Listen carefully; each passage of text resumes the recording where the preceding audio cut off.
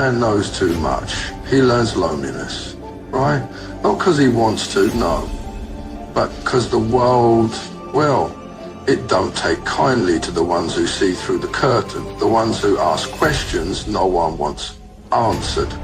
So you try to tell them, yeah? Try to pull them out of the lie that they've been living in, but they don't want to hear it, nah. Call you mad, conspiracy nut, a bloke who's lost his way. And so, you do what any sane man does. You shut up, you watch. You let them play their little game. Because what's the point, eh? You ain't in the business of begging people to see the truth. But here's the thing, yeah. Truth, a stubborn thing. It don't vanish just cause people refuse to look at it. It lingers. It weighs heavy in the mind of the one who carries it. And that's where the loneliness comes in. Not because you're wrong, but because you're right. And that's a burden most people can't bear to share. The greatest deception of our time has been the conjuring of infinite space, said to extend indefinitely all around us, and a model of cosmology that starkly differs from our true reality. This false depiction serves to obscure the evidence of an originating event central to our existence and fundamental in shaping an accurate understanding of our true world.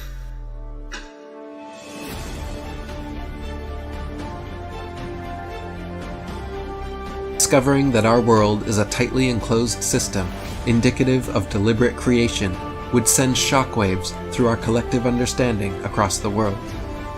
The concept of outer space, popularized since the mid-20th century, should be seen as a carefully crafted story, a fictional construct designed to shape a false and deceptive cosmology. In this narrative, NASA and its international counterparts serve as the guardians and stewards of space exploration fantasy, meticulously cultivating a deceptive narrative and agenda.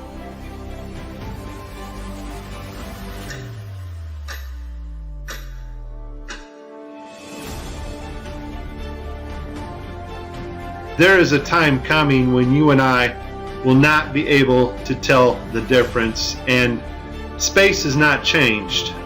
Technology to fake space has gotten better. Just because Adobe gets a massive update to Photoshop or After Effects, or there's a massive update at Telemetrics and the virtual reality, augmented virtual reality programming, that does not advance us magically 20 years in space. Space has not changed. It's flat, it's above us, it's dimensional, and we cannot orbit Earth. You have been warned. This is very serious stuff, and if you do not get it now, you won't get it later, because later you won't know the difference.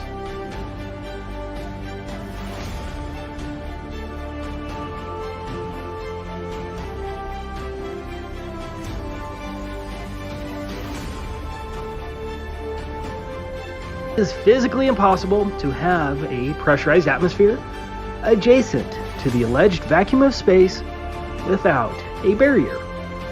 It is a violation of natural law, as the gas of the atmosphere would immediately expand into the alleged vacuum of space, killing everyone. Outer space is fantasy, no different than Santa Claus. And space fans cling to the illusion of space just as much as children cling to Santa Claus. Regardless, it's still a lot of fun to point out bubbles in space, astronauts pretending to be in space when they're obviously swimming in water, scuba divers in space, green screens for faking space, wire fells, multiple CGI errors, disappearing astronauts, satellites hanging by wires, toyish space models, and blatant contradictions by lying astronauts. Hey guys, Tim's on. Hey Tim, yeah, right here. The ESA and NASA can't seem to convincingly fake space. All the billions stolen from the American and European people, cannot seem to produce anything that seems realistic. Are you just test piloting systems and have yet to find a way that is foolproof that would convince the American and European people that you're actually in space? Everything we do up here, it's cutting edge technology. We're developing new systems, we're using new materials, we're coming up with new techniques. And in order to improve and to move forward, it's good to have that kind of test pilot mentality. Tim, watching some of your clips, though, on the ISS, you seem to be pretty horrible at deceiving people. Are you doing anything to correct that situation? Practice makes perfect. Give me another week. Let's get to the video that caught my attention, and you will see the same things that I saw. Let's watch. We have to introduce the concept of free fall. So let's use this model of the Earth. And let's enlist the help of a friend. Pax, open your mind, open your mind, open your mind, open your mind. So what is significant about this video is, number one, it was live to school children. Number two, we have this stuffed animal that is transitioning in on another video channel. And the actor is able to reach up and grab this doll in real 3D space and manipulate this doll with their hands. And so the only way you're going to pull that off is with one technology. And that technology is virtual reality. More importantly, though, something called augmented virtual reality. Now, before 2012, NASA used masking techniques much like we do in Photoshop and After Effects. But now we're able to simulate water and objects live in real 3D space. So we're able to take models of things that are photorealistic and rotate and move them while we are going live. Before, we used to have to render these effects frame by frame by frame, and it took extremely long amounts of time. In this video here I made last year, I'm using Sony Vegas, and I was just playing around with the masking capabilities of Sony Vegas. I don't even know why I saved this video, but here I'm standing in the kitchen and I'm just lifting up this trash can to make it kind of look like it's floating. And I didn't do a lot of work on this. It was just something I wanted to see real quick. But that is a masking effect to get another effect. We now have the technology to simulate water, materials, fabrics live in real 3D space with virtual reality, but better yet, augmented virtual reality. And all augmented virtual reality is taking the objects in 3D space from a virtual reality world and putting them in our world on another screen, which we can see, manipulate, and touch with virtual reality contacts or glasses. In this next segment, I'm going to show you how NASA grabs objects in 3D space, rotates them around, manipulates them. They can do this with water, with cloth, anything. And the cool thing about it is we can take what they're doing, what they're seeing with their contact virtual reality augmented lenses, and put that on a separate video layer live. Yes, live, and do it all in real time. So I'm going to show you what it looks like to them as they're grabbing objects and manipulating them.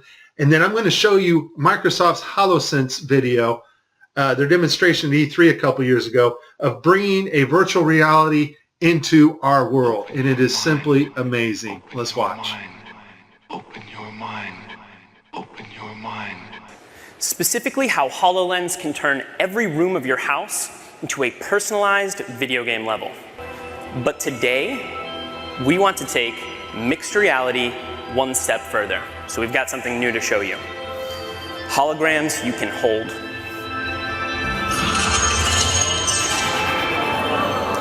This holographic gauntlet is the weapon that Dan will be using while playing Project X-Ray. You'll notice that as he moves his arm, the hologram moves as well. This is a wearable hologram. And when you combine technology like this with the environment understanding of HoloLens, you can do some pretty spectacular things.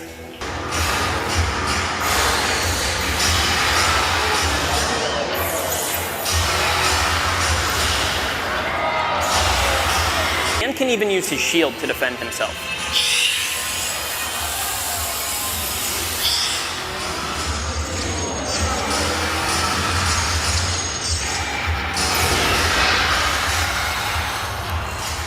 Nicely done. Looks like that's all of them. In 2012, NASA got tired of faking weightlessness by using the zero-G plane, better known as the Vomit Comet. So in 2012, they started soliciting companies that specialize in real-time augmented virtual reality so that they can fake weightlessness and floating objects in the air in real time. Simply the cost of the plane and the safety concerns and the fact that they weren't very good at it. They didn't go to Hollywood, which most of Hollywood's effects are post-processing. That's after the video is made. They needed something they can do in real time and make it look realistic. And so I'll put this link in the description. They found a company called Telemetrics. Thank you, Debbie Durant, for bringing this to my attention. After I researched this, lo and behold, I found out our government has a contract with these people. And Telemetrics, basically what they do is they help news teams and they bring broadcasts together in real time, and they're able to create sets, cities, anything you want in a virtual reality world and make it look absolutely 100% real. They're also able to bring different people from around the world, put them in the same room and broadcast live, give them desks, whatever they need to make the broadcast. So it's a pretty amazing company. Here we see Johnson Space Center. Telemetrics provided latest camera robotics technology at NASA's government television at Mission Control. Why do you need to fake virtual reality sets at Mission Control and Johnson Space Center? I think we know the answer to that when we saw Tim Peake on the gridded blue screen. So this next segment, I'm going to show you what it looks like when virtual reality being broadcast live doesn't work out so well because the system's not perfect. And then at the very end, I'm going to show you the mother of all screw-ups when they actually have a channel shut off that should be on. Because once again, these astronauts are looking in 3D space. They are grabbing objects because they're wearing augmented contact lenses. And if that object's not there broadcast to the viewers live, then it's going to look pretty ridiculous. So let's see some of NASA's screw-ups. I'll cover them as they happen, and then we'll move on to the final. Okay, so this is one of NASA's older videos where they use post-processing and masks. This is a video layer mask in augmented virtual reality. We're going to see him lose his finger here. The watch glitches out. So I guess virtual reality accidents can cause loss of fingers. In this next video, we have Caddy. Now I want you to pay attention to her neck and the way her neckline goes into her shirt. It's cut off. And the necklace. Apparently they wanted to show how cool this necklace looked. Unfortunately, it's not perfect. The necklace goes in and out of her shirt unnaturally, and her neck glitches in several places. I literally spent hours going after probably 30 or 40 videos, probably had approximately 45 minutes straight of NASA messing up their virtual reality setup. I tried to pick some clips that were obvious and some not so obvious. Show you some of the contacts. We're going to see Tim Peake with his contacts in, but these are virtual reality contacts overlaid on the eyes so actors can interact with things in 3D space, all in real time.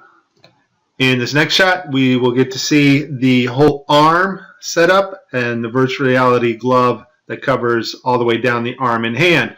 This allows the software to broadcast what we see video-wise as his arm in a shirt sleeve. Okay, I have a lot of Tim Peake screw-ups, but this one here, the system glitches. The software does not track his hand properly, and Tim slips his hand underneath his other fingers, which is tightly holding onto the mic, which would be impossible. I don't think this is Tim's fault. Normally, Tim always moves his other fingers up while he slides his hand under. I just think the system didn't respond to his movements here. This picture here is actually Tim's fault. His hand breaches the 3D mic floating in front of him. In this next clip, we're going to see Tim's arms glitch out as he's manipulating a 3D bubble. Now, this bubble can be done in real time now. We have the technology to do that, which I showed you at the beginning of this. And this bubble is environmentally lit, or HDRI lit, by its environment, which means the bubble can take up its reflections and refractions as it moves around in 3D space in Tim's augmented reality. Once again, augmented VR just means bringing the 3D objects into our world on a separate monitor. In this last clip, we're going to see NASA royally screw up. It's a live broadcast, and one of their video channels is off, not working. That's the channel that is supposed to show us, the public, what the astronauts are seeing in virtual reality. Also, the channel shut off is the masking for the guy on the wires in the background. You can't make this stuff up. Just watch. We all know NASA uses wires, and sometimes they'll catch them like this here. The guy pulled on his wire. However, some days when you're filming live, things just don't work out, and it becomes so blatantly obvious, it's ridiculous. So, in this clip, they're talking, live feed, and what you know, we have a astronaut go by us in the background, obviously trying to give it a more realistic, spacey, station busy effect. The only problem is the camera that was supposed to mask this harness out, or the video feed, is not working. And so we see the guy come flying along in a harness on his wires. Pretty amazing. But that's not all that goes wrong here. Open your mind. Open your mind. Open your mind. Open your mind. Okay, so you see to the right, this guy's flipping this hat. This hat's actually on another video channel in 3D space. It's virtual reality. They're wearing augmented contact lenses so that they can interact with these 3D objects. Now, in this scene, the guy on the left in the green shirt, he thinks he sees an object in 3D space that's being broadcast to him. So he grabs it and he puts it off to the side. He's looking straight ahead because he's looking at an object rotating in front of him, but the video channel is down that is supposed to show the viewers what we're supposed to see, and so we don't actually get to see the object that he is seeing. And I would just sum this up as a very terrible, bad, horrible day for NASA doing live feeds. Hey, Tim, you still there? Yeah. Can you explain to us what this astronaut's going through as he sees something with his eyes in 3D space, but it's not actually there being broadcast to the public? What's going through this astronaut's mind?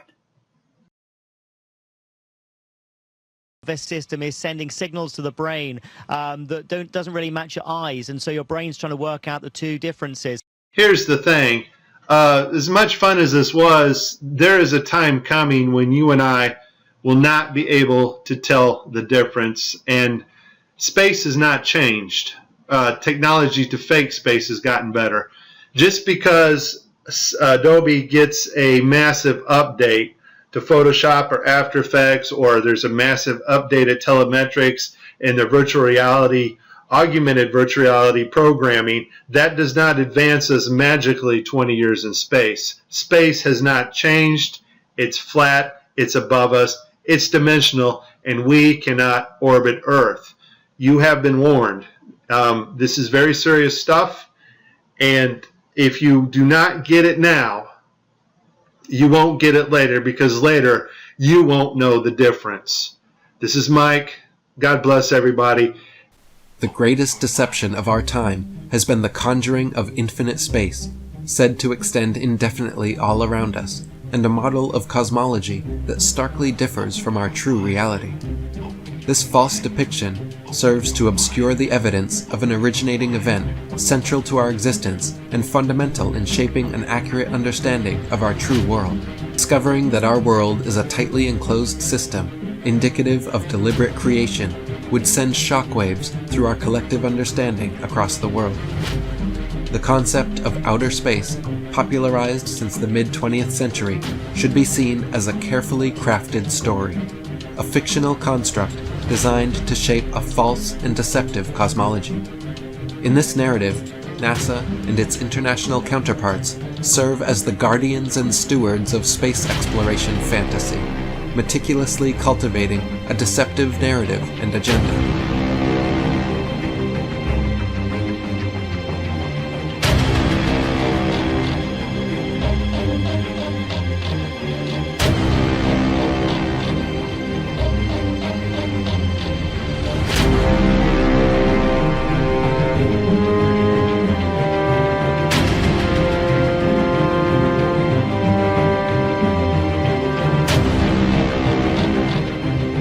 There is a time coming when you and I will not be able to tell the difference, and space has not changed.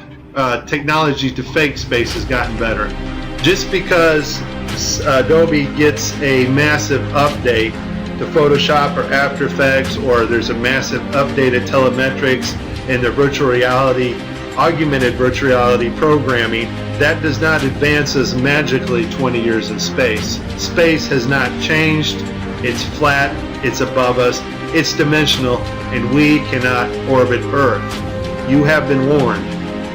This is very serious stuff, and if you do not get it now, you won't get it later, because later you won't know the difference. This is Mike. God bless everybody. You can tell it's real because it looks so fake, honestly. Like, we'd have way better CGI if it was fake. Open your mind. I definitely haven't mastered it. I'll give you a trial and I'll show you just how bad it is.